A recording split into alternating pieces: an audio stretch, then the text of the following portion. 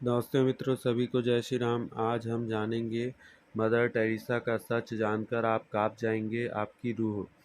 1910 में 26 अगस्त को अल्बानिया के स्कोपेज में एक लड़की पैदा हुई।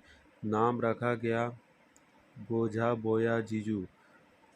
दुनिया ने जाना मदर टेरेसा के नाम से। उसे करुणा और सेवा भाव की मूर्ति के तौर पर वैसे ही प्रचारित किया गया जैसे संत वैलेंटाइन को प्रेम का मसीहा बताया जाता था।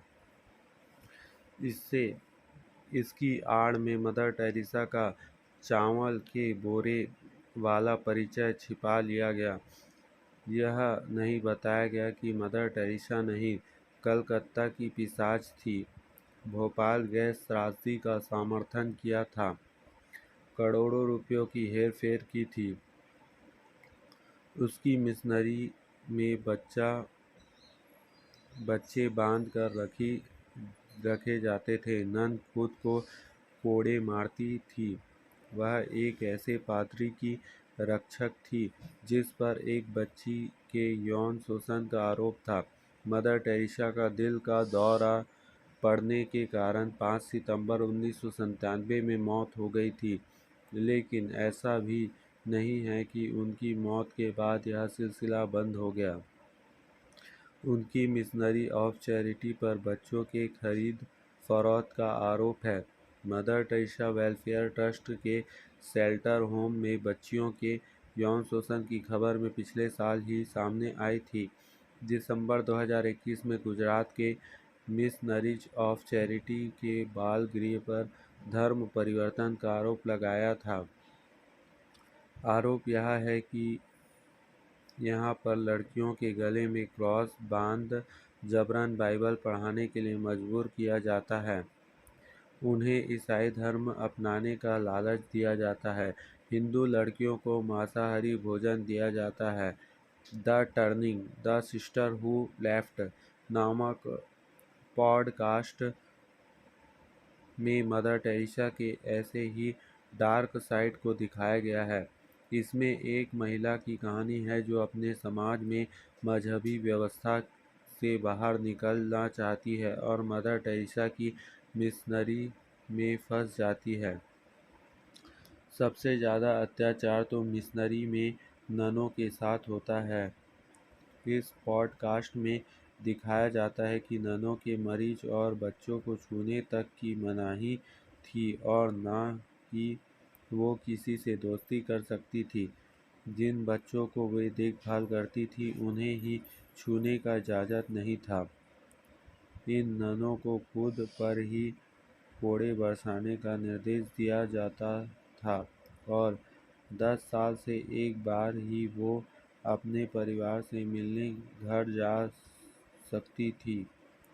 ननों को कांटों वाली चेन से खुद को बांधकर मात्र एक मग पानी में स्नान करना होता था। ननों की भर्ती के बाद उनके बाल शेव कर के जला डाला जाता था।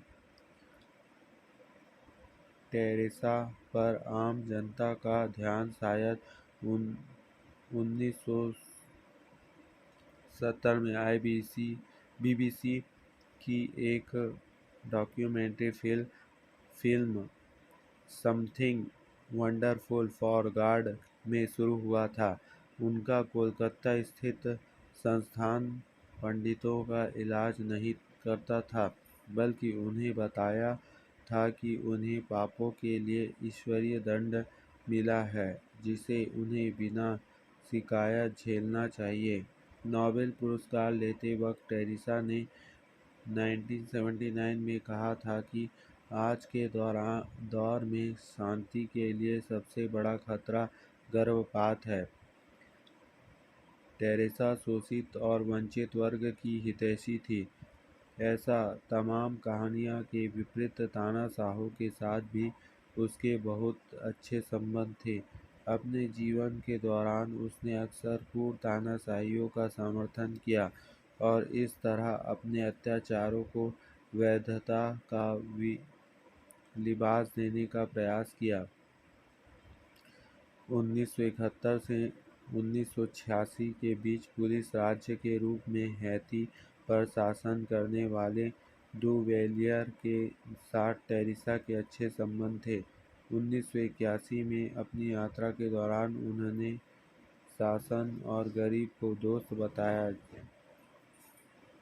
वहीं शासन जिसके शासकों ने 1986 के विद्रोह के बाद लाखों डॉलर के लिए हैतियों को लूट लिया था। स्तोत्र ऑफ इंडिया। जेसुइट पादरी डोनाल्ड ने मकवायर मदर टेरेसा का आध्यात्मिक सलाहकार था। उसने 11 साल के एक बच्चों का यौन शोषण किया, एक बार नहीं हजारों बार। उनके खिलाफ यौन संबंध के बारे में जब रिपोर्ट आई थी तब मदर टेरेसा ने सभी आरोपी को असत्य बताया था। इसलिए आश्चर्य नहीं होना चाहिए कि जब इंदिरा गांधी सरकार ने इमरजेंसी लगाई थी तब मदर टेरेसा ने कहा था लोग इससे खुश हैं, उसके पास ज़्यादा रोजगार है और हड़ताल भी कम हो रही है।